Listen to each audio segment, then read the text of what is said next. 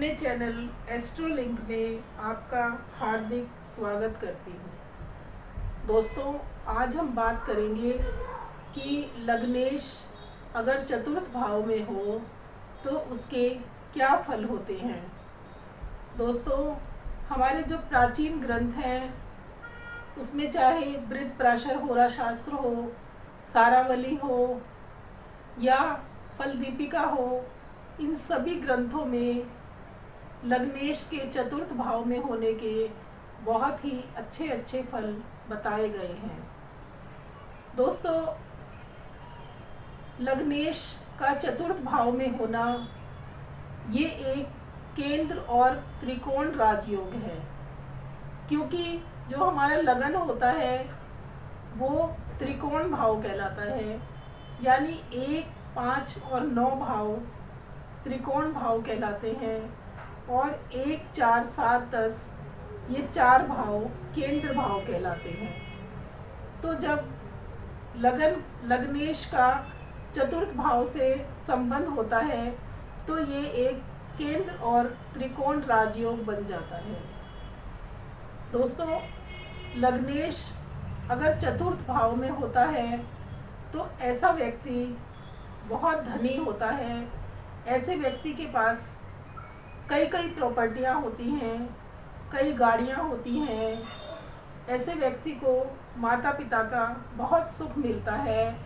ऐसा व्यक्ति भाई बहनों का बहुत सुख मिलता है और ऐसे व्यक्ति के पास अचल संपत्ति बहुत होती है और ऐसा व्यक्ति देखने में भी बहुत आकर्षक होता है, बहुत सुंदर होता है। लेकिन इसके विपरीत अगर लग्नेश नीच राशि में है तो मैंने जो आपको लग्नेश के अच्छे अच्छे फल बताए वो कैसे फलित होंगे। लग्नेश नीच राशि में है, अशुभ ग्रहों के साथ है, अशुभ ग्रहों की दृष्टि है, 6, 8, 12 में बैठा हुआ है या नवमांश में अशुभ वर्गों में है या अष्टक वर्ग में उसके बिंदु बहुत कम हैं, तो लग्नेश के जो फल मैंने आपको बताए वो फलित नहीं होंगे। दोस्तों, डिपेंड करता है कि लग्नेश कौन सी राशि में बैठा हुआ है। मान लीजिए कि लग्नेश नीच का है लेकिन वो शुभ राशि में बैठा हुआ है, 6, 8, 12 में नहीं बैठा हुआ, अशुभ ग्रहों की दृष्टि उस पर नहीं है और वो नवमांश कुंडली में अच्छे वर्गों में है, शुभ वर्गों में है, उच्च का है, तो फिर उसके फल हमें अच्छे ही प्राप्त होंगे। दोस्तों, लग्नेश अगर चतुर्थ भाव में हो तो ऐसा व्यक्ति बहुत ही अच्छे स्वभाव का होता है। ऐसा व्यक्ति सबको बहुत प्यार करता है और सबका बहुत ध्यान रखता है। ऐसे व्यक्ति को माता पिता का बहुत सुख मिलता है, माता पिता का बहुत प्यार मिलता है। ऐसे व्यक्ति को धन की बहुत चाह होती है, क्योंकि चतुर्थ भाव सुख का भाव होता है। ऐसे व्यक्ति के पास कई गाड़ियाँ, कई प्रॉपर्टी, हर जीवन का हर सुख होता है। तो लग्नेश मान लीजिए कि लगन में मकर राशि है तो चतुर्थ भाव में 1 नंबर राशि आएगी और शनि 1 नंबर राशि में नीच के हो जाते हैं। तो ऐसा व्यक्ति देखने में सुंदर नहीं होगा, उसके फल हमें अच्छे नहीं मिलेंगे और उसका कोई भी काम समय पर नहीं होगा। तो हमें ये देखना होता है कि लगन में कौन सी राशि है, कौन सा ग्रह है। मान लीजिए कि लगन में धनु राशि है जिसके स्वामी होते हैं गुरुदेव, तो चतुर्थ भाव में गुरुदेव स्वग्रही हो जाएंगे, स्वराशि के हो जाएंगे।